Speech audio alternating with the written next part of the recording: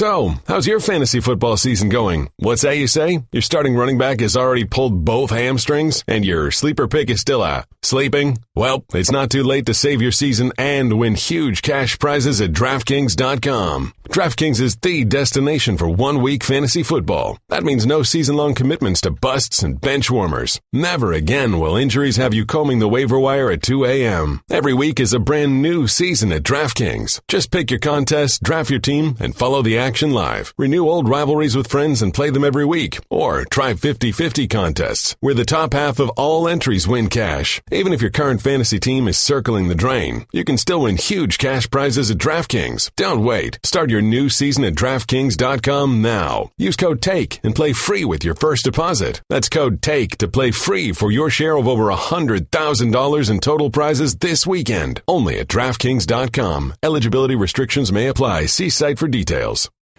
Hey, coming up on the First Take podcast on a Friday, we'll break down the big games this weekend in the NFL, plus KD and Russell Westbrook were reunited, and not everybody was feeling so good. Lots to talk about from last night, outfits, trash talking, and, of course, the game. And Richard Sherman has a message for the NFL, but should they listen? Let's get it started.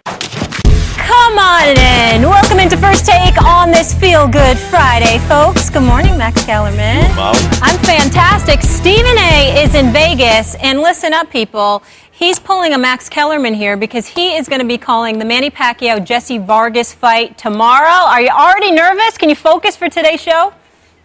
Well, first of all, I'm always focused on First Take. Let's be clear about that. But Max Kellerman, I must admit, I'm nervous as hell. I can't deny it. I'm cool now, but I'm nervous as hell about tomorrow night. I've never called boxing matches in my life. I'm scared to death, so I will be calling you this afternoon for advice, tips, and information. See, I know my place when it comes to boxing. I defer to you. Unfortunately, you don't listen enough when it comes to basketball, but there's hope for you. There's hope. How dare you? You know I always got you, brother. Yes, no better source than this man to our left. We ready to get into it? Because we have so much to discuss on this Friday. We good? Let's do it. Let's roll. I'm ready. We tip things off at the Oracle. You know what that's about. Now you're just somebody that I used to know. The verbal sparring between the Thunder and the Warriors got off to a hot start last night as the Durant versus Westbrook matchup was a lopsided affair with a unanimous decision win for Durant and the Warriors. Here's the guys after the game on the chatter that went on. As long as we're in between the lines, everything all good with me. So I'm going to go out there and be who I am. You talk to me, I'll talk back. I don't really say much, but if you start, I'll finish it. The Warriors are doing a lot of trash talking. Apparently, I guess they talk a lot of trash now. But, we'll see how that goes. But, we get ready for the next game, man. It's one game, one loss for us. We move on. Get ready for the next one. I love me some good trash talk. Stephen A., what was your reaction to it, though, last night? Disgust, because when Kevin Durant gets going, this is exactly what I feared. This kind of annihilation, this kind of game of horse where you're playing around with people and just toying with them. Now, I will confess this. Oklahoma City brought it on itself. When Jeremy Grant dunked in Kevin Durant's face and screamed, even I was like, who the hell do you think you are? Do you not know who this boy is? Kevin Durant is one of the top 3 players on the planet. This dude is a superstar. He's 6'11", who can shoot like Klay Thompson and Steph Curry and J.J. Redick and cats like that. He's got a handle. He can score from anywhere. He can average 30 in his sleep. And from that moment forward, you saw what happened because I looked at Grant. How dare you disrespect you? I mean, if Russell Westbrook said something that's different, of course. Jeremy Grant, what the hell was he thinking? I could not believe how idiotic he was because he got off a good dunk, which is 2 points, by the way. It was lights out from there. He yelled in Durant's face, and I give Steve Kerr credit from this point. Steve Kerr all of a sudden started calling Durant's number. And then the players followed. Steph Curry was getting him the ball. Klay Thompson was getting him the ball. Draymond Green was getting him the ball. And Kevin Durant was abusing Grant. He was too big for Oladipo. He was too gifted, too quick, too skilled for everybody else that they put on him. He put on an absolute show. The game was over in the second quarter, and that's when I got depressed. Because at any moment, this is what the Golden State Warriors will do to 99% of the league. That's my depression. This is what I was lamenting, Max, when I talked about him going to Golden State. I don't have a problem with Kevin Durant leaving OKC. Totally his business. But to go to that team with those shooters, I just said to myself, this is unfair. And last night, that's what it was. Now, OKC did bring it on itself, so I didn't feel as bad for them as to say if I would have felt about somebody else that they did that to, because there were dudes on Oklahoma City's bench, including Enes Kanter. I mean, he was talking, for crying out loud. I just couldn't believe it. I mean, to me, there's only two people on the Oklahoma City Thunder that have a license to open their mouths. That's Russell Westbrook, and that's Steven Adams. Everyone else on that squad should shut the hell up, be happy they're in uniform for the team, and do their jobs. And don't tug on the cape of an elite player like Kevin Durant. I give him credit because he didn't back down. Not only that, he stepped up, he waxed them, he bust their living butt. And they deserved it for the chirping that they were given. But at the same time, it still depressed me to some degree, Max, because it fell in line with what I said to you months ago, and I have never relented one bit. This is the problem with the regular season. It's just an annihilation in the making. Anytime OKC seems to want to do it, I got to pray that San Antonio is going to be interesting and that the Clippers are going to be interesting, because I just don't see anyone else that's going to be able to even be in the same stratosphere as OKC in the Western Conference. It depressed me to watch it, but not as much as it would have had OKC not opened their mouth. They opened their mouth, so they brought it on themselves. But still, the competition, it was just one-sided. Max, they were no match for Kevin Durant. He just destroyed them. Were you depressed watching the Showtime Lakers? No. Right. Were you depressed watching the Michael Jordan, Scottie Pippen, Dennis Rodman Bulls? No. Right. Were you depressed watching the Kobe, Shaq Lakers? No. Right. See, everyone's very suddenly, or at least you are, depressed about this super team, primarily because you view it as a character flaw, a weakness in one of its stars. But once you get past that, we don't have to relitigate that whole thing right now. Once you get past that and just look at the team, why not just forget about how they got there and enjoy what you see? Magic Johnson, Kareem Abdul-Jabbar, the greatest point guard and center maybe ever, certainly in Magic's case, and Kareem's case, I think also, ever on the same team, balling, and then you add James Worthy and a cast of characters, all-star caliber, Byron Scott, guys like that. No lamenting how great they were. You just enjoyed it. But with this team, you're so preoccupied with the process of how they came together, you can't enjoy what you're seeing. And what did you see? You saw KD, you brought it up, Jeremy Grant screamed in his face. KD was like, okay, you'll get dealt with. Cantor, talking from the bench, KD addressed that at the postgame. He said, how many minutes he played? 3 minutes? Come on. He addressed that at the postgame. KD, you said you noticed the team. Steve Kerr started calling KD's number when all that went down. His teammates started feeding him. And one of the questions about KD, in terms of the whole character stuff, is does he just want to go to a team and fit in? Like, is it really possible to not be the man? There will come a crunch time eventually. What is he willing to do? Well, they just showed you. He got emotional. The coach noticed it. The team noticed it. Feed him the ball. Feed him the ball. And how did he respond? He killed it. So you just have to get past the way it went down. The fact that one player makes one decision to make himself happy after having no say in where he was drafted, even as one of the best in the world, having to stay there for 7 years, which he did, and balled. The fact that he then makes a choice that makes him happy, just get past that and enjoy what you're seeing. It's a machine, Stephen A. Smith. Don't you appreciate amazing basketball? Well, let me explain something to you. It's a couple of things, and I'll get to your last point in just a minute. First of all, to address your earlier points, you brought up a couple of things that you had no business bringing up. Yes, the Lakers were formidable with Showtime. Magic Johnson was drafted. So was Larry Bird. It would have been nice, ultimately, later on, if Len Bias hadn't passed away, unceremoniously, I might add. But Larry Bird was drafted. When we talk about Michael Jordan, we talk about a guy that was with the same organization who drafted him, that came up and built up. In the meantime, the roadblocks were initially the Detroit Pistons, the Boston Celtics, etc. And, of course, Showtime. When Showtime was dominating the Western Conference because of Magic and the collection of talent they had with Kareem Abdul-Jabbar and others, there was a level of physicality that was associated with the game where you knew that they could be beat up. And as a result, you wondered to some degree whether or not that would derail them. Ralph Sampson, Akeem Olajuwon, the Twin Towers Moses Malone had derailed them.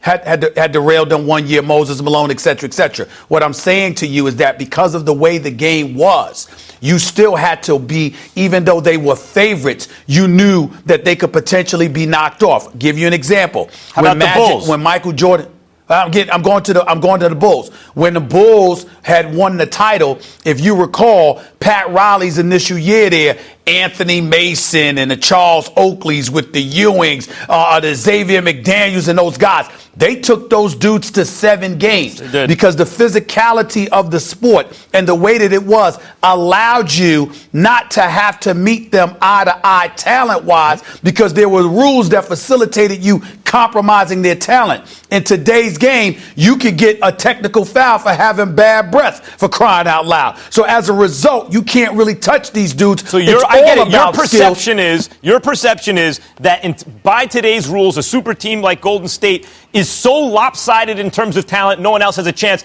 And that way, somehow it makes it different. But your first point was they were drafted. And that's my point. When a good GM puts a team in place, there's no complaints. I guess because everyone's staying in their lane. But when someone does something that people perceive as not staying in their lane, like God forbid a player should take his destiny into his own hands and say, I'd like to be on a super team, even if a GM can't construct it for me, suddenly you can't enjoy the product? You can enjoy the product only if the GM puts it together? That's the part that I'm trying to go to for you. Something happened to me last night. That's what I'm trying to tell you. If that Kevin Durant shows up in the postseason and Golden State is winning the chip, I got nothing to say. That's not a dude riding somebody's coattails. That's a superstar letting you know he's a superstar. That dude that showed up last night literally quelled to some degree my disgust, even though I'm still disgusted. Because I want to see competition. I don't want to see an annihilation. I must confess to you, watching that KD last night, please understand, Max, that's not something we've seen from KD often. I'm not talking about the points, because he always done that. I'm talking about mouthing off, guys challenging him, shutting them down, reminding the world he's top 3 in the world. That's a different ballgame. I understand what you're saying. I know what you're saying in terms of the feeling he's giving you that he'll take over. But really what you're doing is insisting that your personal preference for hero ball in this case is more important than team ball that will actually win. In other words, if Golden State Warriors just win and he's just a cog in the machine, that somehow gives him less credit for you than if his teammates are like, let's feed him and he'll play hero ball. Why? I have a question. He doesn't want to. He wants to fit in. I have a question. Go ahead. Are you entitled to feel a certain way? Sure. As a pundit, as a commentator, do you feel that you have the right to feel something when you're watching an Odell Beckham Jr., a Betances with the New York Yankees, because you're a Giants and a Yankees fan, whatever the case may be. Now, yep.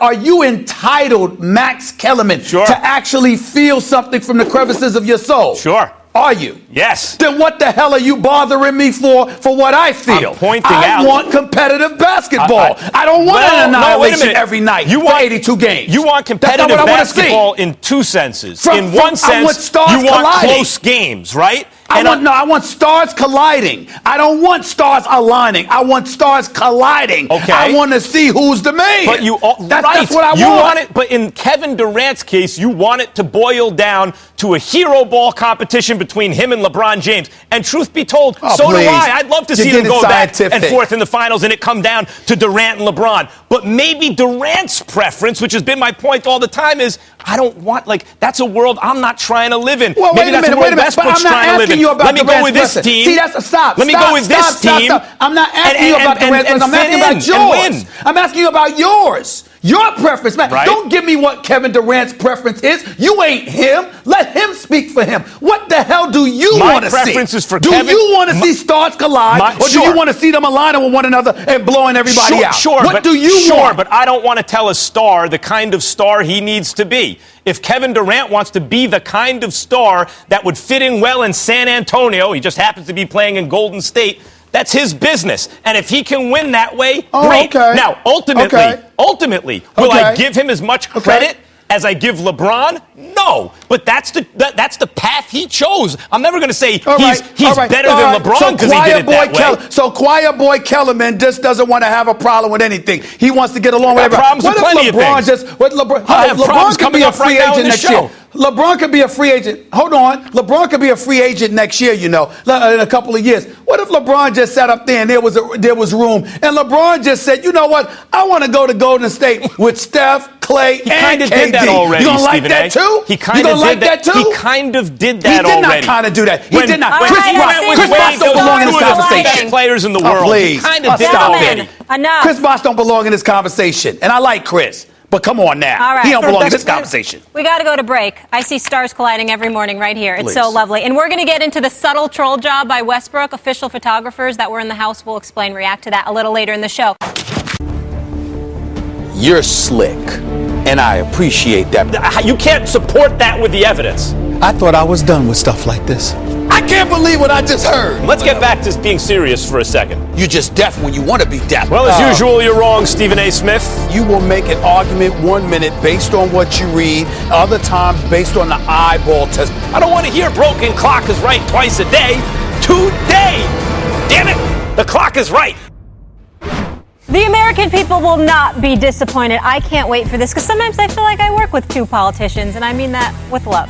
Next Tuesday is Election Day, so First Take getting in the spirit. Tune in as Max and Stephen A. go head-to-head on the major issues in the sports world, and you'll be able to judge the debate. So please don't miss First Take's election special next Tuesday, 10 a.m. Eastern. Meanwhile, a quarterback controversy in Dallas could be brewing as Tony Romo inches closer to being able to play, and Des Bryant is impressed with what he's seeing from Romo. Quote, he was good. His passes looked like a little missile. He's looking damn good. I'm pretty sure he's just trying to ease himself in, get his mind right, all that stuff. He's been working. I'll give him that. He lost some weight. I thought I saw a couple of abs on him. Gotta love that comment. They say you can't serve two quarterbacks, we'll say, for this situation. And we know Dez wants the ball. Will Kane now with us. Thank you so much for joining us. Always good to see you. You look very nice. Thank you, Molly. Thank you. I like starting out with a compliment. Yes, but I want to... Finally got the jacket and the shirt right. Don't you? Let me tell you something. I was listening. I don't just button this part just right here. focus on me. What, are you going to the club? Just focus on me. Okay. Going to the club. Let me just say I'm going to actually that was hot. The way this show started, that was hot. And if there's any risk of me appearing like I'm sort of here to get under Stephen A's skin, Stephen A won that debate, Max. I mean, he slaughtered you. Absurd. I mean, do you want to see stars collide or do you want to see stars align? That's a good line, Stephen A. That's a really good line, Max. This does not bode well for your argument, but go ahead. Sorry, buddy. Sorry. Your powers of analysis. When I need I appreciate it, but when I need your approval, I will let you know. I knew, you know what, that was such a predictable retort coming from you. I knew it was going to happen. You can't accept a compliment even when it's deserved. I think everything you say is predictable, but it's okay. Okay, enough of this I still respect the hell out of you. Go ahead. Stephen A., I want to start with you. You just heard Dez basically saying that Romo's throwing missiles. Do you think he should be saying this when Dak is currently a starting quarterback? I do not. I don't agree with that at all, simply because of the way Dak is flowing right now. I understand why Dez is saying it, because obviously the best years of his career have been with Tony Romo throwing him the ball. That's predictable. We understand that. But at the same time, Tony Romo hasn't played all year long. Dak has led this team to 6 consecutive victories. Obviously, it's a dicey situation for all involved to be in, for Dak Prescott to be in, for Tony Romo to be in, watching this young stud on the come up when he's 36 years old and has had about 3 or 4 back injuries over the last several years. It's a dicey situation for Jerry Jones because that's his adopted son. It's a dicey situation for Stephen Jones because he knows that Daddy Jones loves the adopted son that is Romo. It's not a comfortable situation for everybody to be in, and you opening your mouth highlighting how Tony Romo is looking may galvanize those Romo supporters and create somewhat of an uncomfortable environment for a young rookie in Dak Prescott who's done nothing to deserve anything but the greatest level of support that you could possibly muster simply because of the way that he has performed this year. So again, it's not a crime. It's not something that Dez Bryant should be excoriated for, but it is something that has you scratching your head and saying to yourself, I understand why you did it, because Tony Romo's your man, and you obviously look good when Tony Romo is on the field for you because he's proven that to you.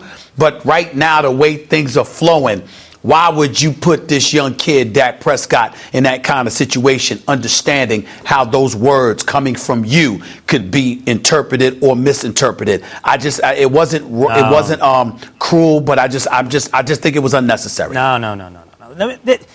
This comment, first of all, is about as benign as it gets. Dez Bryant said what he said because he was asked what he was asked. If you're asked, hey, how's Tony Romo throwing it? What are you going to say? No comment? Or worse, like, I don't know. He looks still a little injured to me. He answered the question that was asked, and he said, he's showing a few abs and he's slinging missiles. It's about as benign as it can possibly get. And by the way, Dak Prescott isn't so fragile as to get his feelings hurt about whether or not Tony Romo is throwing missiles. This entire team isn't as fragile as Stephen A. Smith would have you believe that they are.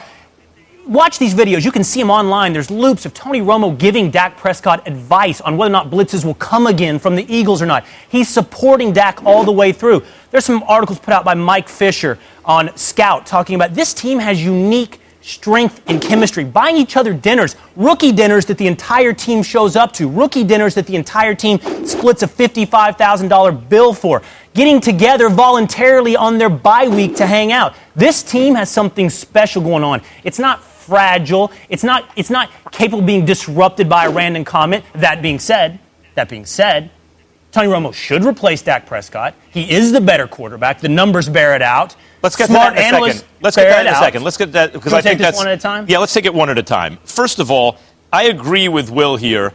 That's a good problem to have. They have 2 good quarterbacks, so that's not a problem even at all. The only issue is, remember, this is a team that needed a backup quarterback last year. It sunk their season. I actually thought that they were a Super Bowl contender going into last season. Then they lost their quarterback. They had no one who could even tread water. Now they got a backup. The question is the identity of the backup. That's really what it is, what we're dealing with here. And the history of the NFL tells you, as long as the guy who's in there is winning, it's going to be his job until he starts losing. That's just the way it works. It worked that way for everyone. Kurt Warner, I always bring up, even when he was a reigning MVP, everyone, or an MVP in the recent past, everyone. If you look at what Dez said when asked, do you think Romo should start? Me and him, we good, but I don't know. It's a team game. In other words, why did Dez say what he said? But other than the fact that he was asked a direct question, because he needs to know to let his guy know. It's a personal relationship thing. His guy, Tony Romo, you're my man. I got you. I'm going to let everyone know how great I think you are. That's very different than going out and calling for your guy or doing something in the press that starts an argument about who should be starting. When push came to shove and he was asked, he laid back, said it's a team game. That's code word for if we're winning, everyone knows how this goes. It's going to be Dak. You know, I think you have to stop thinking about this Dallas Cowboys quarterback situation as though it's the New England Patriots revisited, as though it's Bledsoe and Brady revisited. It's possible we're looking at an unprecedented situation where a team has 2 quarterbacks that they can win with. And I would predict that come December, after the Dallas Cowboys have secured the NFC East, after their playoff path is clear, after at the point at which you need to prepare for better defenses, the Minnesota Vikings and in the playoffs perhaps, better defenses like the Seattle Seahawks, they're going to need a quarterback to step in like a closer in baseball and be able to throw for 400 yards. And that will be Tony Romo. It's possible you see 2 quarterbacks for the Cowboys this year play very, very well. And at some point, Tony Romo will be on the field. And he will be the better quarterback for that situation. Well, you know when he'd be on the field? Time. You know when he would be on the field? I looked at this carefully. Given that they're 6-1 now, I said, well, what are you going to do if they're 6-1? Well, he buys himself some time. How much time? They're at the Browns. Let's call that a win. Mm-hmm. So you ain't replacing Dak, who, by the way, is third. Could be a trap game. It could be, but he's 3rd in the league in points added. 3rd in the league in points added. Like it's not just a mirage. He's a really good player. If they beat the Browns, whether or not it's a trap game, they'll be favored. Then they go to the Steelers. Then they get the Ravens at home. They'd have to lose 2 of those games. And Dak would have to play substandard in order for Romo to see the field at earliest Week 12 at home against Washington. That's the earliest, and only if they lose a couple of those games. I think it goes the other way as well, Max. If they win enough, you see Tony Romo. Oh. I think both of y'all are getting a bit too scientific with this. That's predictable. Here's the deal. 3 previous seasons before last year, Des Bryant had over 1,000 receiving yards. Tony Romo was his quarterback, and obviously that 12-4 season when the catch that wasn't a catch that should have been a catch in Green Bay is something everyone still laments in Cowboy Nation. The flip side is that Des Bryant got hurt early last year. He missed, 7 games, but essentially it was damn near the entire season because he was never healthy, and on top of it all, Tony Romo wasn't there. That's why he only had 401 receiving yards. And then this year, he's only played 4 games this year, and he's at 263. So you have to look at the agenda per se. He's a wide receiver. To some degree, he can be divish, for lack of a better word. You know, he wants the ball. He wants an opportunity to shine. And when you look at a guy like Tony Romo who would facilitate that, we can understand where Des Bryant is coming from. The problem with it is that in the best interest of the team? And I'm only saying that, Will, to literally throw that question at you. In all seriousness, regardless of what you think about Romo, the way things are flowing right now, and there's something to be said for chemistry and cohesion and how things are flowing in the moment.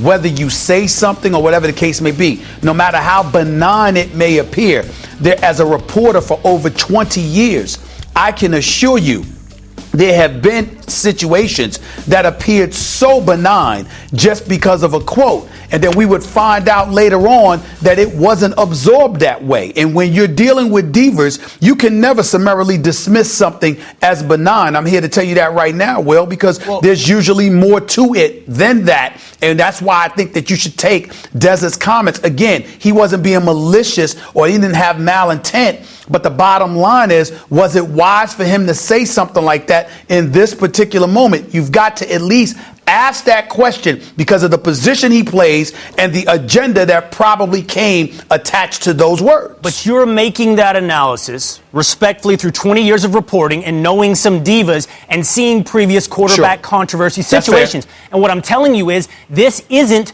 the situations you've seen in the past. There's no evidence that Dak Prescott is a diva that gets his feelings hurt if Dez No, Bryant, I'm talking about Dez. No, I'm talking about Dez. Well, but Dez, we worried about Dez's feelings here? The question is whether or not Dez's comments disrupt the 2 quarterbacks playing for the Dallas Cowboys. And I'm telling you, it's not going to disrupt it. There's no evidence that these 2, Tony Romo and Dak Prescott, are in some kind of at their throats. One guy has to lose for the other guy to win type of competition. Will, there's one job. I mean, it comes down to it. There's one quarterback job. They both are competitive guys. They can help each other all they want. But in the end, it does come down to that. They're going to have to make a decision. Who's the starter, who's the backup? Max and Will, you got to consider this too. Yesterday, Max, was it yesterday or the day before, we were talking about Terrell Owens, okay? Yesterday. We were talking about Terrell Owens in this situation. Not exactly, but Terrell Owens had issues with Tony Romo and ultimately Jason Witten because he felt Terrell Owens had issues with Romo and then Jason Witten because he ultimately felt like he was the odd man out. And they were prioritizing taking care of one another instead of looking out for him and making sure he got the ball and he was a game changer, so he wanted certain things. What I'm saying to you is when you're talking anything that involves a wide receiver, Will, is a delicate situation that you can never just look at and summarily dismiss. Because if you're out on the field, yeah, Dak Prescott may not be fragile and he may not be phased by that, but who's to say that Des Bryant won't go back out on the field and when he's not getting the ball enough, he can't potentially become problematic because he's not satisfied with what Dak is doing when it comes to him. I think that's an interesting argument because I think it undercuts one of the arguments that many people make for keeping Dak in the game. The idea that Dak has the locker room. Well, if Dez is asking for Tony, if Dez wants Tony, and it's reasonable to assume Dez would perform better with Tony, that would kind of undercut the idea that the locker room is all for Dak. This debate boils down to this. On one hand, you got people like yourself arguing for chemistry and flowing, whatever that is. On the other hand, you got analysts saying Dak Prescott is leaving a lot on the field. Touchdown passes, 20-yard passes. And my rebuttal to you, and the reason why I'm in this camp, that Tony Romo would perform better with the Cowboys than Dak is because I don't believe a guy that's been in that locker room for 10 years, that's been playing with Jason Witten and Des Bryant and all these guys for all these years, disrupts chemistry. I don't think he's lost that locker room. I think that locker room would be just happy with Tony Romo as well. If it ain't broke, don't fix it. It's the history of the league. I'll leave it at that. But I will tell you, the brothers understand what flowing is, Will. I won't hold that against you. I do too. It's a word you use so that you're never held accountable for actual facts. All right, let's move on here. We have another player who isn't afraid to say what's on his mind, and Richard Sherman, who sounded off on the No Fun League. The league isn't fun anymore. Every other league, you see the players have a good time. It's a game. This isn't politics. This isn't justice. This is entertainment. And they're no longer allowing the players to entertain. They're no longer allowing the players to show any kind of personality, any kind of uniqueness, any individuality, because they want to control the product. They want to control the messaging, et cetera, et cetera. All right, Sherman saying the NFL ratings are down because the league is not fun anymore. Stephen A., should the NFL have a problem with those comments? They should have a problem with it, but at themselves, not Richard Sherman. It should make them very uncomfortable because Richard Sherman articulated and elocuted thoughts of a lot of players in the league, and Commissioner Roger Goodell would be wise to consider those words. Let me go here and let me elevate my level of seriousness when I say what I'm about to say, Will and Max. African-American players in particular have an issue with the level of control Roger Goodell exercises. That's not to say white players don't have that issue. The Drew Breeses of the world and, Eric Winston, who works in the Players Association, and others. Of course, it's not just confined to black players. But I'm talking specifically as it pertains to the issue of control. The socks you wear, the shoes you wear, the celebrations, how you're penalized, how arbitrary the rulings are on a part of officials in terms of when some guys get penalized and other guys don't. It's not that you're not doing it to other people, don't get me wrong, but those black players that are on the football field, anytime you have rules and regulations that seem to be a bit excessive, it speaks to the issue of control. And African-American players are going to have a problem with that. We grew up watching the NFL.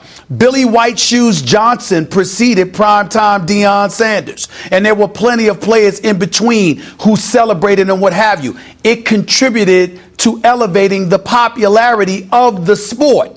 But somehow, some way along the line, folks who didn't play the game, who are wearing their suits, who are making in excess of 20 or 30 million a year, none of whom are black, by the way, are sitting back and saying, when you dance in the end zone a little bit too much, or you dunk over the goalpost, or do something like that, or if in the case of D'Angelo Williams, you want to wear your, pink on your hair to honor your late mom, or Antonio Brown, gyrating or doing whatever it was that he's doing.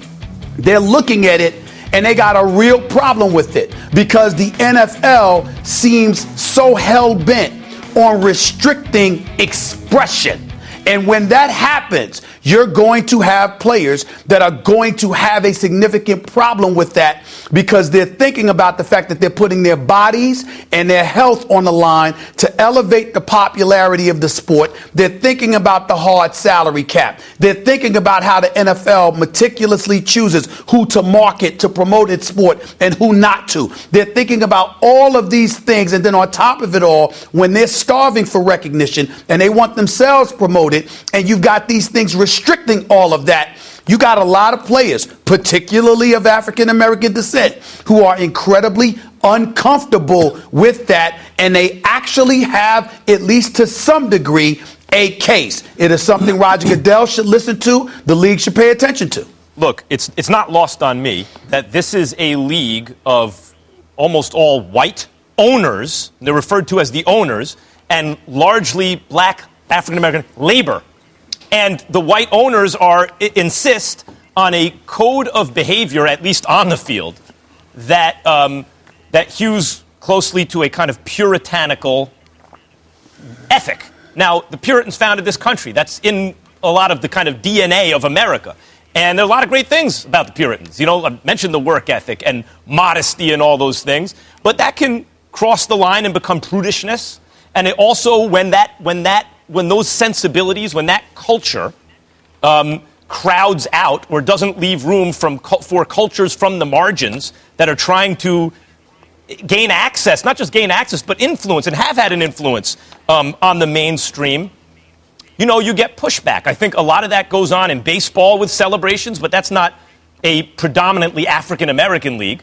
The NBA is, and I think is a little less puritanical about the way they insist on behavior, at least on the field of play. So from that, I don't think it's like a nefarious thing like the NFL is twirling their mustache saying, aha, we're going to control these black players. But I do understand where if you're a member from a group, African-American, immigrant group or other, that doesn't see that kind of puritanical prudishness as who you are and the way you want to express yourself when you do something good, that kind of culture clash, which has always favored the owner's point of view, is starting to move the other way, and this is like what we're dealing with here. This is what Richard Sherman, I think, is actually referring to. Yeah, okay.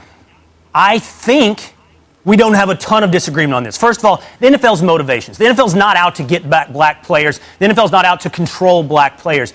The unsportsmanlike conduct or the excessive celebration penalties, let's be clear, 90% of wide receivers and running backs and defensive backs are black. So the guys that end up in the end zone the vast majority of the time celebrating are black players. Now, is there, as you've said, Max, and I think you said the exact same thing, Stephen A., some sort of cultural definition of what is excessive and a divide between white owners and white Roger Goodell and white referees and black players? Probably. Yes, there's probably some different definitions of excessive, and that needs to be thought out. Secondarily, though, is the NFL the no-fun league because of this? The answer to that, and Richard Sherman, is no, largely no. That's low down the list. I agree with Richard Sherman that the NFL has become, it's become so heavy and burdened, and it feels so serious, and it's because of many reasons.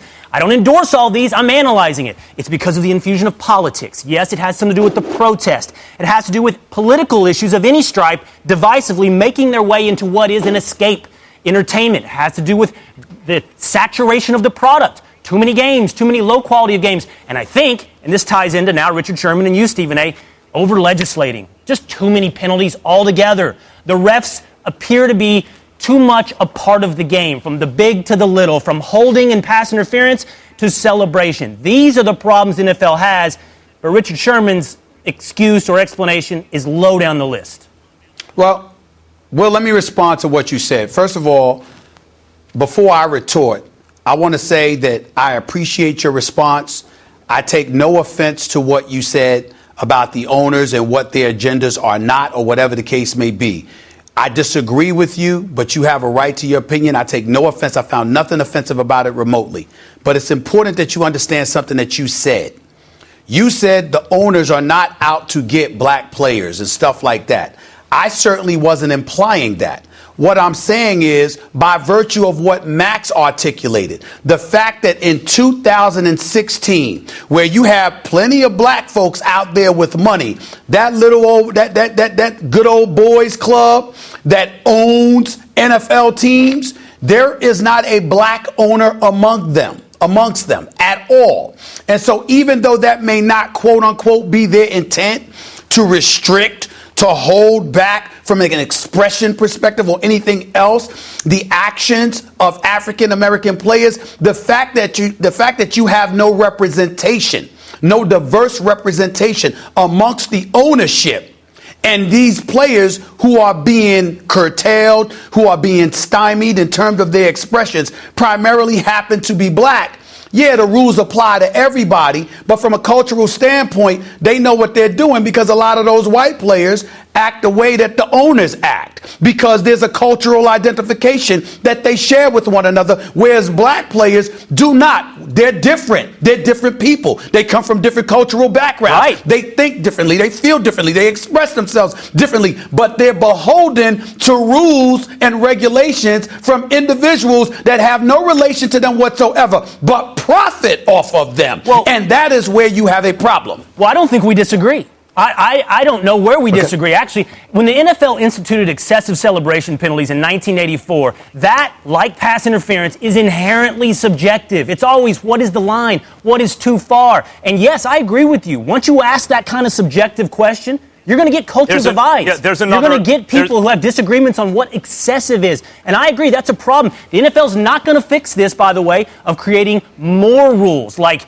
you can't go over 7 seconds. You can't get in 5 players at the same time. You can't do X, Y, Z. More rules aren't going to solve this. I got you. The NFL's Byzantine rules. It's not as accessible as basketball, for example, which is why basketball is the fastest growing sport globally. It's just easier to understand, more accessible than the NFL. There are too many rules. All that's true. But I think the reason that these issues come up in the NFL, you say burdened, Will, by social issues, is because it's this monolith. It is achieved recently, and maybe that's being challenged by the NBA. We'll see what happens with baseball after this Cubs World Series and the infusion of home runs in the game again. But it becomes this place where we play out, because of its near monopolistic position in the kind of psyche of the sports fan, where we play out social dramas and we litigate publicly social issues, because it is the most powerful entity in entertainment in this country, period. That's the reason I think those issues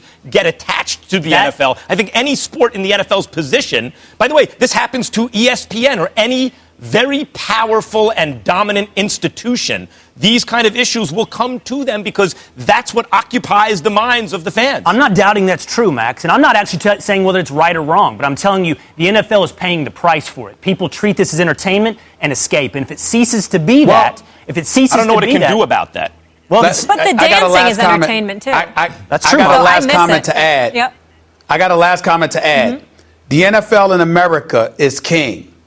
But if you speak to a lot of people, in terms of a global iconic brand, a legitimate argument could be made that the NBA has done a better job than baseball, than the NFL, than everything but soccer. And obviously the NBA is incredibly popular. Well, guess what?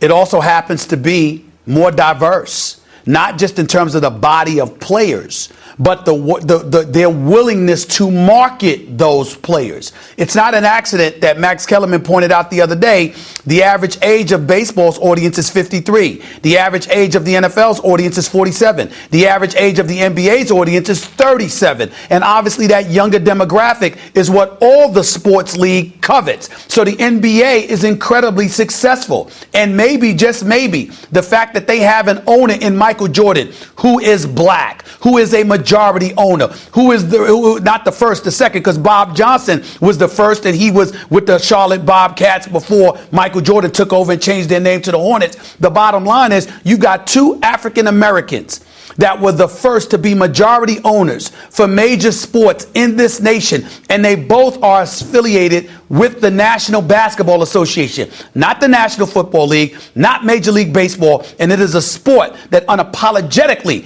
markets individual players who happen to be black. Maybe the NFL needs to back up and take some examples from the NBA and listen to Richard Sherman along the way and chill the hell out. One final point. My rebuttal to that would be this. The NBA better adopt the philosophy, but for the grace of God go I. Because if you think the NBA is void of these issues, domestic violence or political disagreements, you are kidding yourself. No, we're talking about police in the league. Labor has been greatly empowered. The reason you don't hear about it as much, Max, is because everybody comes at the king. Everybody makes their that was my point. On the king. That was my point. And the king is the NFL. That was my point. But to Stephen A's point, labor has been empowered by the former commissioner and especially by the current commissioner, I think, to affect change in ways maybe they don't feel empowered in. I got you. I'm with you on the celebrations, though. I'm with you on that. That was a great conversation. You'll be back with us later. Another important conversation we need to have regarding Annie and Eli Apple. I'm Andy Katz from ESPN, along with my co-host Rick Klein from ABC News. On the latest edition of Capital Games, we're going to be joined by 538's Nate Silver. We're going to discuss comparing, predicting politics and sports, and Nate kind of leaves us with a pretty good prediction about the NCAA tournament. Our next ESPN NBA doubleheader is today. As Derrick Rose back in Chicago leading the Knicks against the Bulls, then it's the Warriors taking on the Lakers. Our coverage tips with the NBA Countdown, charged by Dew at 7, also streaming live on the ESPN app and watch ESPN so you can check it out on the go. Sports Center at night with Nicole and the coach. They'll have all the NBA and NFL news for you this weekend and so much more. Sports Center at night on ESPN, also streaming live on the ESPN app and watch ESPN. And then you know what it is. It's a call to action, folks. The First Take Your Take viewer contest is here. Win a chance to debate Stephen A. and Max right here on national television. All you got to do is go to firsttakeyourtake.com, upload a 1-minute video with your best original sports debate. Keep it clean, plus no music, team logos, trademarks, or copyrighted material. 2 winners will be selected by our staff, and we could see you at the debate desk taking on Stephen A. and Max. Here's a few of our latest submissions. Why is it every week we go through the same thing with the Cowboys? I want to leave Dak's mindset right where it is. In the mindset that, hey, when Tony Romo's healthy, I may or may not be the starter. So what that tells Dak Prescott's mind to do? Stay hungry. No, he should not start over Dak. You want to know why? Because Dak, he does so much better than Tony Romo on third downs. Let's see, this year he's at 46% on third downs, 4th in the NFL. It's called Jerry Jones. Has this guy ever made a logical football decision? Tony Romo will be back. His name might as well be Tony Jones, but he will be back. I like it. I saw a lot of flavor there. What do you think? The 2 toughest critics.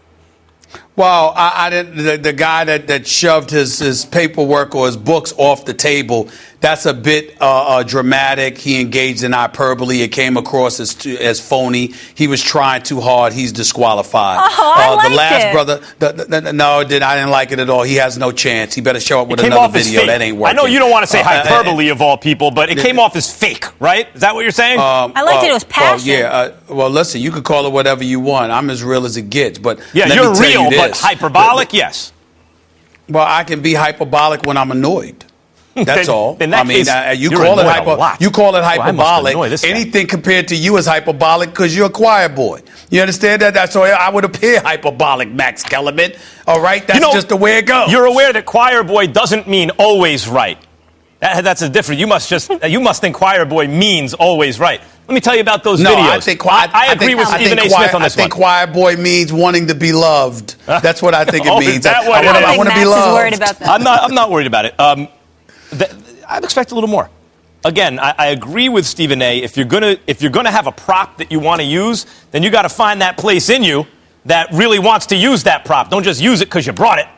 It was okay. All okay right. is not good enough. Good enough is not good enough. All right, that's the call to action. They're being challenged. Yeah. Let's get into our next subject here. If the playoffs started today, the Giants would find themselves in the playoffs, but unfortunately for them, the season doesn't end today. And on Sunday, they're hosting an Eagles team that Eli Manning has beaten once in the last 9 home games, including the playoffs. Both teams are 4-3, 2 games behind Dallas in the NFC East. Stephen A., who needs this one more? I think the Eagles do. And the reason why I say the Eagles do is because I think regardless of what happened with the Giants, their offense is potent enough where they can overcome it. As long as Odell Beckham Jr. is healthy, Victor Cruz is healthy, Sterling Shepard is healthy, and Eli Manning gets his act together, they have an opportunity to make noise the second half of the season, the last 8 games in an NFC East. That's how I feel. In the case of the Philadelphia Eagles, I consider their offense to be devoid of the requisite weapons where they could make some kind of noise. Darren Sproles was formidable, no doubt. Jordan Matthews can play. But I don't know what happened to Ertz and Zellick at the tight end spot this year. Aguilar, you would like to see him develop better. Huff is now off the team because of, the gun possession, even though a lot of people are crucifying him for that. He had the gun licensed, according to the reports, if I remember correctly, in a couple of other states, but not necessarily in New Jersey, so he may have just dropped the ball. Either way you slice it, it was ill-advised on his part. They just seem to have some issues now, and it's becoming more flagrant. And as a result, I think that the Eagles, this is a big week for them because they seem to be falling apart by the seams, and they need something to pick them up quick, fast, and in a hurry. With the Giants, I just think it's a health issue and a cohesion issue. They get that together, even with the loss. I think they can overcome it and make noise in the second half of the season. I don't view the Philadelphia Eagles that way. First, as a Giants fan, I can tell you that of all the divisional rivals, and the NFC East has these great divisional rivalries, and they always seem to be these tough, hard-fought games, even when one team's really good one year and another team's not so good. But of all the teams I hate to see my Giants play, the Eagles are at the top of the list. They have been the thorn in the Giants' side, not just in the last million games that you just mentioned, home for the Giants where the Eagles continually win. But if you ever see, going back to when I was a kid, if the Giants won the Super Bowl, rest assured the Eagles would beat them at least once, probably both games the very following season, and keep them out of the playoffs. They're just, you see they're playing the Cowboys, you see they're playing Washington, you're like, all right, no problem. You see you're playing the Eagles, it's like, damn it, those guys are the thorn in the Giants' mighty side. And this year, in fact, the Eagles are also better than the Giants so far. The Eagles, it will surprise some to know, are first in point differential in the NFC. They are second in the NFL to the Patriots. Second in the league in point differential, meaning fundamentally so far. They're a really good team, and that's backed up by the fact that their 3 losses, because the Giants and the Eagles are both 4-3. The Eagles' 3 losses, 1 point on the road to the Lions. 1 score on the road to Washington in a game they should have won. They blew it at the end, red zone interception. An overtime loss on the road to the Cowboys that Doug Peterson handed to the Cowboys on a silver platter. Those are the 3 losses. The Giants, on the other hand, also 4-3, still have a negative point differential. Fundamentally, they're really barely a 500 team or a little under 500. A little lucky to be over 500 right now. But the Giants, for the reasons you pointed out, Stephen A. Smith, have a chance to make a playoff run if they can get certain components of the team together. Because as we all know, other than the Patriots, most teams aren't the same in the beginning as they are in the end. They're different teams throughout the season. Very few teams are great at all points in the season. So if the Giants can get their O-line together, and the O-line is something that can come along with chemistry, they have talent on the offensive line. Eric Flowers, a high first-round draft pick, is a talented guy, but very raw, and he's beaten consistently, getting a little better as the season goes on. Chemistry among the offensive line, between offensive linemen, can improve over the course of the season, something the Seahawks often bank on. If that happens, and the Giants 9-7, 10-6 can squeak in, they can make a run. We've seen it happen twice in recent years. They went on to win the Super Bowl. So they need all of these games now. If there's a winnable game and they're 2.5-point favorites at home, meaning on a neutral field, they'd be the underdogs. In Philadelphia, they'd be almost touchdown underdogs. But at home, they're 2.5-point favorites. You got to steal these games where you can, so your record is good enough where if that line comes together, you can make a legitimate run. Must have these games. Divisional game at home, must have it. Well, nobody said that they didn't need the game. What we're saying is who needs it more, them or the Eagles. And I'm saying the Eagles can ill afford it because they don't have the requisite weapons that the New York Giants have at their disposal. I'm making the argument that the Giants can overcome it quicker than the Eagles would because they're equipped to do so. I don't believe that to be the case with the Philadelphia Eagles. Their passing attack is ranked 29th in the NFL. Their running game is ranked 16th in the NFL. Ryan Matthews isn't doing much for you. Jordan Matthews can't do it alone. Okay, neither can Sproles. Carson Wentz is still a rookie. Lane Johnson is not your offensive line. It's not the Dallas Cowboys offensive line, and the defense can only do but so much. They played admirably against the Dallas Cowboys, but in the end, they don't have the requisite weapons to overcome being in the abyss or any kind of an abyss the way the Giants can. The Giants could lose and turn around in the second half and wreak havoc because their offense has the potential to be that explosive. That is not the case with the Philadelphia Eagles. That's all I'm saying. Well, you know something about the Eagles, though? When you look at it, you say they don't have the weapons, and on paper it looks that way. Think about this for a second. Best point differential in the NFC, second best in the NFL to the Patriots. And the 3 losses I pointed out, by 1 point on the road to the Lions, by a score on the road to Washington, a red zone interception late in the game. Overtime, we saw Doug Peterson hand them that game. And having said all that, like, they could easily be 7-0 instead of 4-3 right now, as the point differential indicates they should have a better record.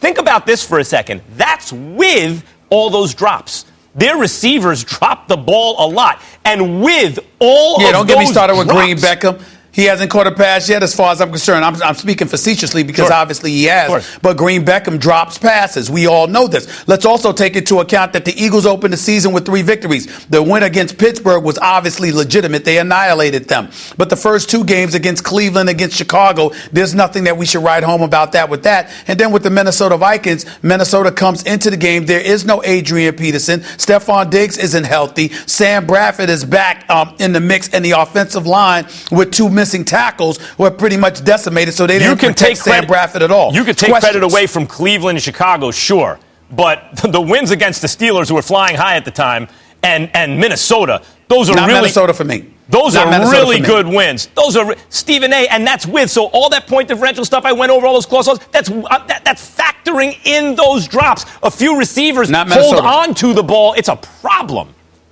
Pittsburgh, yes. Minnesota, no. Big Blue, baby, let's go. Can't wait. It's going to be a good one. Our run of huge Big Ten games continues Saturday night on ABC with number 10 Nebraska taking on number 6 Ohio State, 8 p.m. Eastern, 5 Pacific on ABC, also streaming live on the ESPN app and Watch ESPN. And don't miss this, our First Take Veterans Day special honoring the true heroes next Monday from Joint Base Charleston in South Carolina. We're going to have special guests tune in next Monday as First Take hits the road for our Veteran Day special. Meanwhile, Annie Apple, the mother of Giants first-round pick Eli Apple, who is also an ESPN and Sports Illustrated contributor, has been writing recently about her personal experiences with domestic violence, being livid with the Giants and her disgust with co-owner John Mara and her belief that the team was leaning heavily on her son in an effort to control his mother. Now, in the wake of her openness, Eli was asked 7 minutes of questions on Thursday exclusively about his mother, her columns, and their relationship rather than anything about this week's matchup with the Philadelphia Eagles. Eli saying this: "It's definitely a weird position, of course. You just want to focus on football and have football be your main focus. And sometimes when things like this come up, it definitely makes it a little bit hard because you're thinking about it just a little bit. But I've just got to move on from it, talk to her a little bit, speak my mind, and move forward. It's like, that's my mom, so I can't really try to come at her at all. She's going to check me big time." Well, Kane, now back with us, but good to have you. But I want to start with Max here on this subject. Oh, okay. We'll start with Will, actually. We'll go back to the original plan. Always trust your gut, right? Will, should Annie Apple back off? Yes, she should. This is always a fun conversation to have because here we go down the path. I get to be accused of supporting domestic violence or telling a domestic violence survivor she shouldn't be speaking. Not the path. This is the situation. Annie Apple has to analyze her place in the situation, okay? If you reduce that into know your place, woman, you're not listening and you're not trying to be smart on this. Annie Apple is a supporting character in the Eli Apple story. She's very much like Aisha Curry in that respect, or P.J. Willett, Danny Willett's brother, or there was a swimmer this summer in the Summer Olympics named Katika Hosu from Hungary, and her husband had the spotlight on him a lot. When you're a supporting player, you have to understand that if you diminish or undercut or take away from the main player, Steph Curry or Eli Apple, you risk not only their career, but the reason people are listening to you in the first place. People want to hear what Annie Apple has to say because Eli Apple is an NFL football player. That's why. And if she does think... She was a media personality prior to Eli getting drafted, just so you know. She has a Sports Illustrated column. The reason we're talking about this she was already today, working in media. I just want you to be clear on that. That's fine. It amplified her platform. Her son's position amplified her platform. So, by the way, what we're talking about here is she has an inherent conflict of interest, and the conflict is her son's career.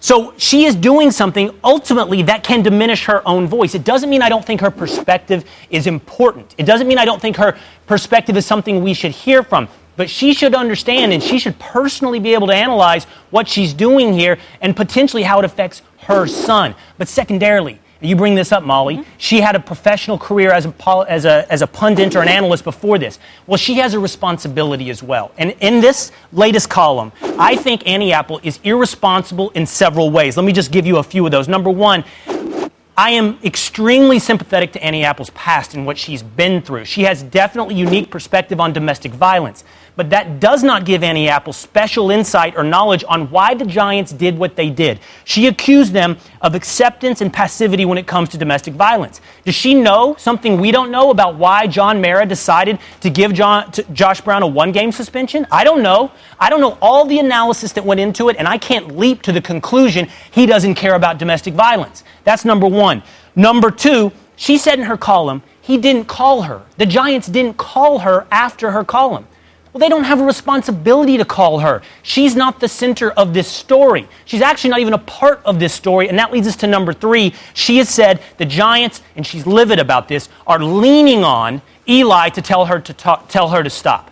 Eli himself has said that is false. That is not true. Annie Apple has a responsibility to treat this subject with the accuracy that it requires. I want to hear from Annie Apple. We all want to hear from Annie Apple. But she needs to go through this calculus. And when you step into this realm, I expect to be criticized. She should expect to be criticized. And these are very, very fair criticisms. I want to address that. In the first place, the Giants try to, I'm not saying they always succeed, but they try to draft character. They try to draft character guys, unless there's an obvious talent gap. Where it's close, there was a draft where every single guy they draft was a team captain. Like, that stuff is important to them. And the thing about character guys is oftentimes they come from character parents. In this case, a character mom. A lot of times they come from character moms. And this character mom feels compelled. Whatever, everyone in the media has an ego. I mean, we all want attention for where we don't just wind up in front of a microphone or a camera or in a column. I mean, that doesn't happen accidentally. Your profession chooses you for a reason. But that aside, I'm willing to accept the idea that she feels compelled by her own moral compass to speak out, even if it's inconvenient for her son or someone else.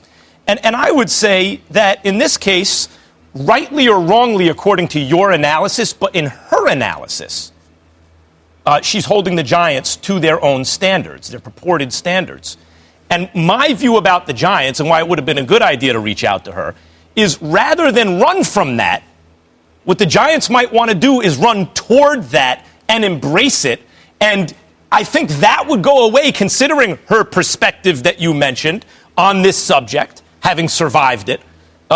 That would go away toward them rehabilitating their image, if not their soul in that sense, and would be a good idea. Stephen A.? I wanted to go last because I didn't want to be interrupted with what I'm about to say. Will, you're wrong. And not only that, I think in this particular instance, you're being a bit insensitive, if not flat out disrespectful. Here's why. You brought up the Ayesha Curry comparison.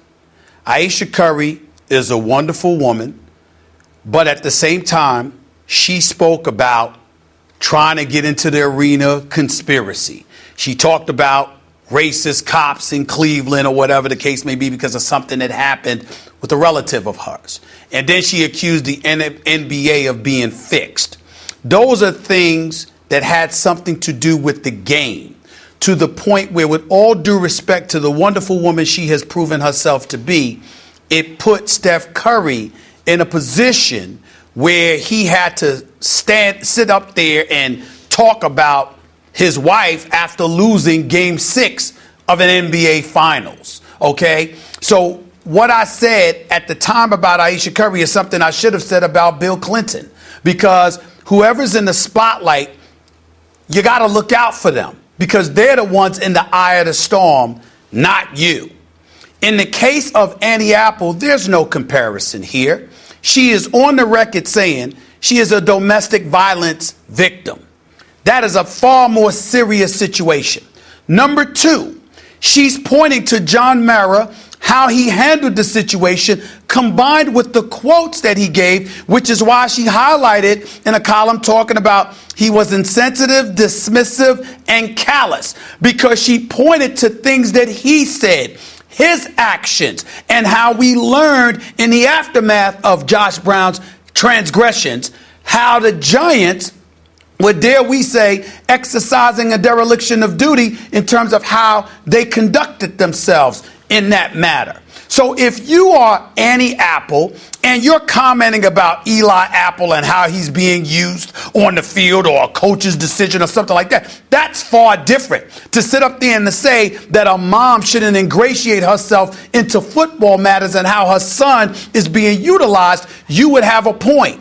That's not what she was doing here. She's speaking about an issue that is very relevant and very piercing to thousands, if not millions, of women out there who happen to be victims of domestic violence. This is a woman that has been in news for over 20 years. She used to work at NBC in Philadelphia. She worked at NBC and MSNBC. She was a writer. She was a producer. This is before she got allowed to do some work for ESPN. It was before she was allowed to do some work for SI.com. This is a woman that's on the verge of going to homeless shelters to address and help those women any way they can who have been domestically abused and beyond. She is an active participant in the fight against domestic violence, and an organization who happens to employ her son exercised such a level of insensitivity in terms of how they addressed the Josh Brown situation that they were excoriated not just by me, not just by Max, but pundits and commentators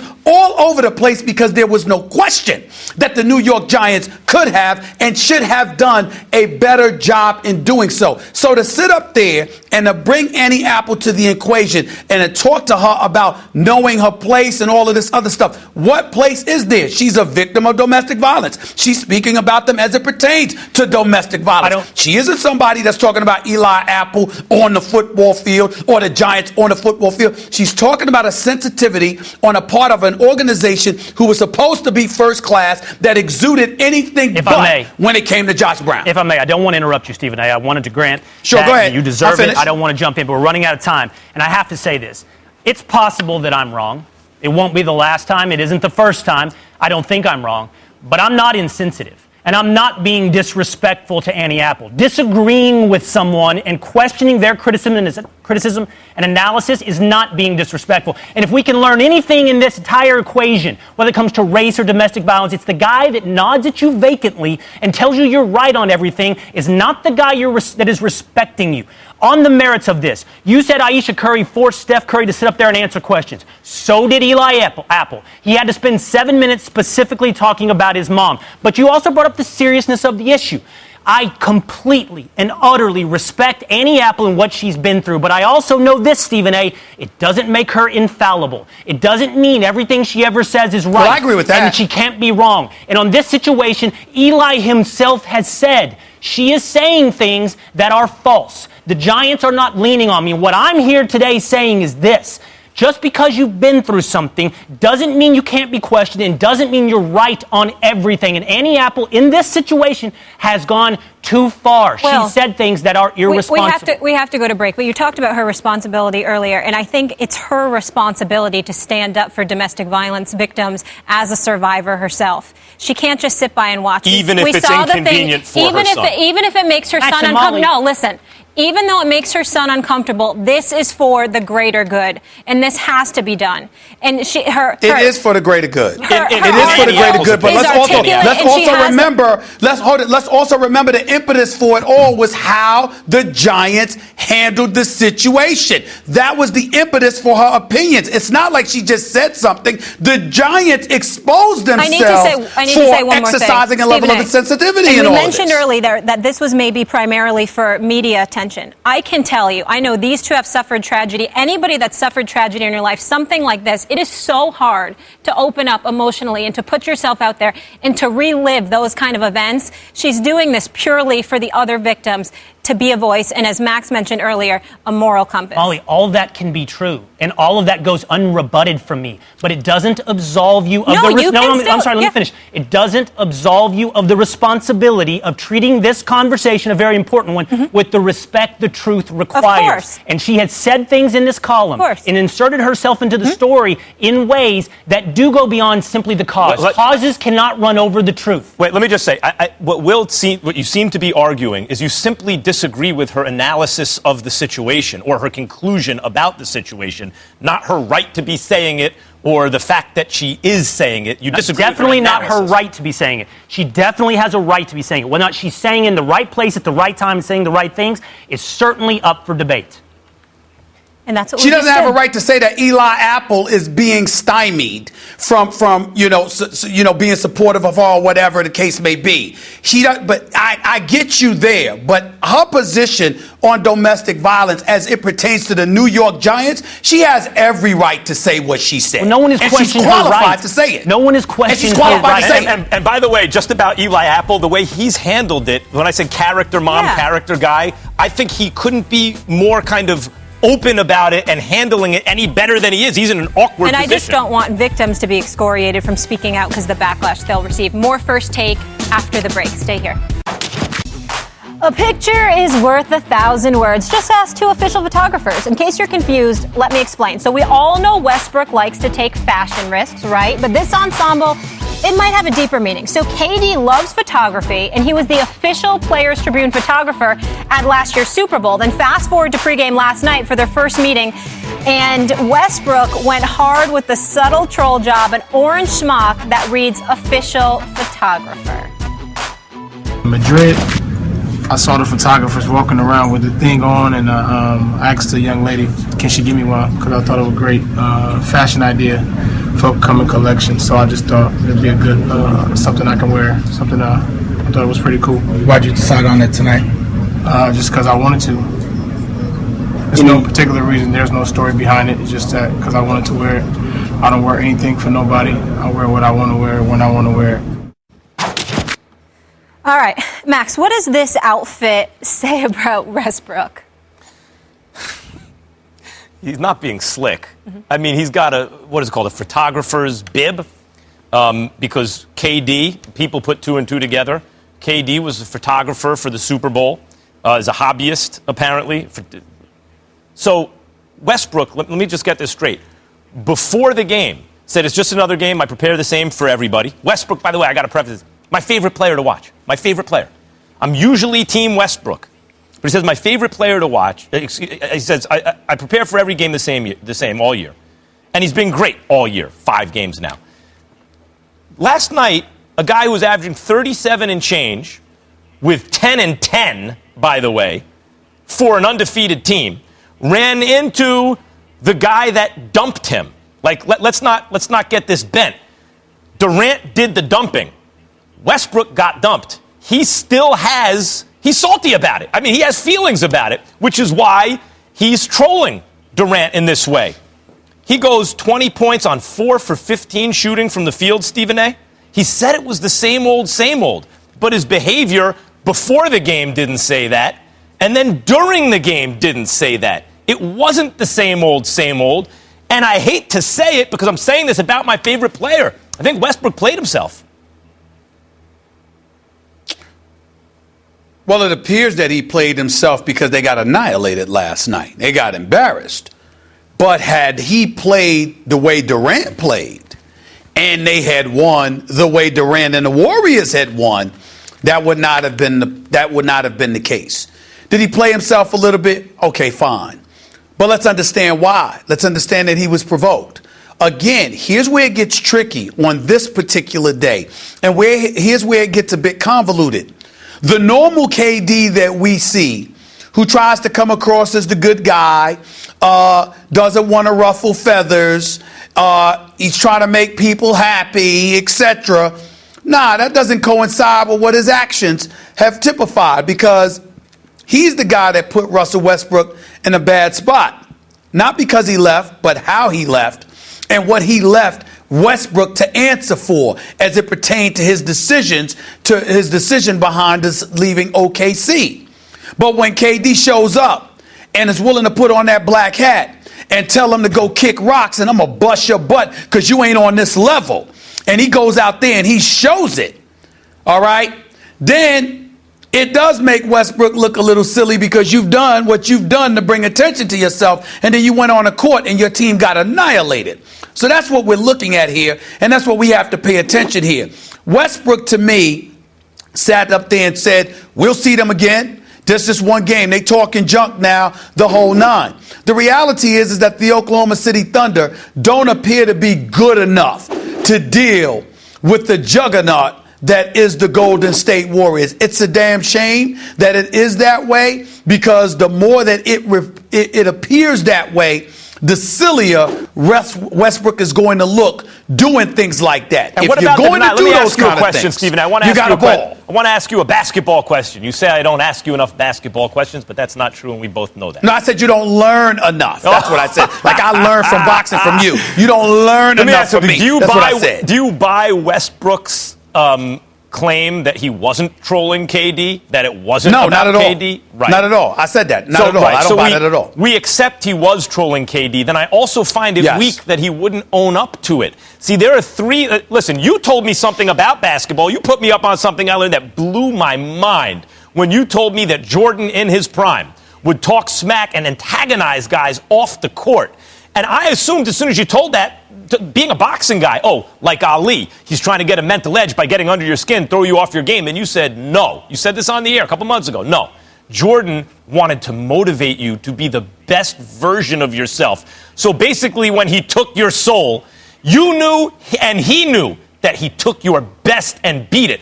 That's the highest level of competitiveness I've ever heard. Now, below that, there's the I'm going to talk smack and back it up. Right? Whether to get under the other guy's skin, whatever. I'm going to talk a good game, and I'm going to walk it. And below that is what Russell Westbrook did. He talked a game, essentially, although he denied it, which is kind of weak, and then didn't walk it once he got on the court. As I said, 4 from 15 shooting and a lopsided loss. Even if he played very well and they lost, that'd have been one thing. And I take no joy in saying that, again, my favorite player. But that's like 3 or 4 levels from optimally what he would be doing, Stephen A. Bottom line is this. You got to go out there and perform when you do that. If you don't do that, you're going to look bad. If Russell Westbrook had dropped 39 last night and waxed the Warriors, we wouldn't be sitting here talking about him trolling KD in a negative way. We would have said it in a positive way, because he would have backed up what he said, and he wouldn't have had to say anything. But I don't blame him for denying it after the game last night, because you just got beat down. KD got the last laugh, but I did appreciate the creativity there with the troll move by Westbrook. Hey, college football fans, I'm Ivan Mazel. On the latest Championship Drive podcast, Alabama up, Ohio State up, Texas A&M down, and Baylor down for a while. Raider Nation, it's going down Sunday. Both the Raiders and Broncos are 6-2, tied for first in the AFC West. It's Derek Carr and Oakland's high-powered offense, which is 6th in scoring, going against Von Miller in the Broncos' 5th-ranked Super Bowl-winning defense. All eyes will be on this one. Max Kell, which team is better right now? I love this. The answer is the Broncos. And the Raiders have become a little overrated. Their offense, let me make this very clear, their offense is great. Great O-line, great young quarterback, great receiver, excellent receiving core. They're a fun team to watch. I think the fun quotient that you have watching the Raiders, people get mixed up with the actual good quotient. They're more fun than they are good. And they've won a lot of tight games, so that makes them look a little better than they actually are. The Raiders are plus 12 on the year. That's 14th in the NFL. The Broncos are plus 58. That's tied for third overall. Broncos have a great defense, a competent quarterback. Stephen A., you brought it up earlier in the show that, they got a competent quarterback. Or maybe you brought it up in the meeting this morning. They got a competent quarterback, so we all know they're good. Look, their defense has been a little vulnerable in recent weeks where you isolate the linebackers against wideouts. And, yeah, of course, every team has an underbelly. You can always expose something. If you get a linebacker on a wideout, sure, you can exploit that. But the Broncos are the better team. A great matchup, too, by the way, quickly. The O-line for the Raiders have only allowed 9 sacks. The Broncos have 26 sacks on the season. That's where the game will be decided. The Broncos are the better team. Well, listen, I'm going to say this to you, Max. I honestly don't know the answer, but I'm going to find out this Sunday. And the reason why is because I want to see what the Raiders do. We know their defense is hideous. We get all of that. They're like 28th against the pass, 27th against the run. We understand that about the Oakland Raiders. We get that. But their offense is so high-powered, I can't dismiss these guys. Derek Carr is a stud. He might be the best young quarterback in football. We got to pay attention to this kid moving forward because he's that elite. Amari Cooper and Crabtree have established themselves as stud. Let's keep in mind they've got a two-headed running attack in Latavius Murray and this kid DeAndre Washington, because they both can play. DeAndre Washington is averaging more than 5 yards a carry. Okay, Latavius Murray is at 4 yards a carry. Not only do you have that with Amari Cooper and Crabtree, Max, but you also got this kid Seth Roberts who scored the winning touchdown against Tampa, and you got this other dude, Clive Wolford, as your tight end spot. And 70% of the time that Derek Carr throws the football in his direction, he's catching passes. And so when I look at it from that perspective, and I see the holes in the interior, not the secondary with Talib and Chris Harris Jr. and those boys and Roby, I'm talking about that linebacking core in terms of defending slot receivers, in terms of defending tight ends, and helping to neutralize the running game. If we don't see more of that from the Denver Broncos, then who knows what kind of troubles they're going to have. Then the Oakland Raiders are undisciplined, 23 penalties last week. We get that.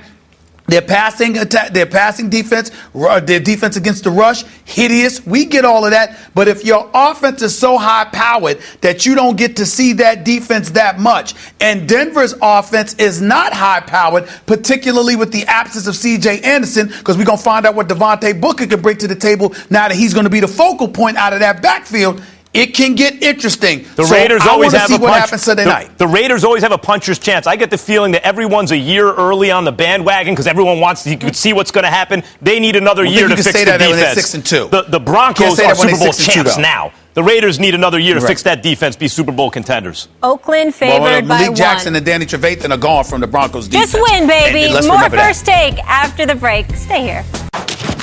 All right. So, Stephen A., you got a big weekend in Vegas. That's what I hear. And you happen to have a man on the show who's called many fights for about 20 years. Do you have any pointers, as Stephen A. is calling the Vargas Mayweather fight? Before Max even comments, Max, I want you to know. Yes. I'm literally I said before Max says anything, I want Max to know I've literally stayed up last night watching you call fights, trying to learn how to do this. I just want you to know that. Well, I did the same with Larry Merchant, by the way.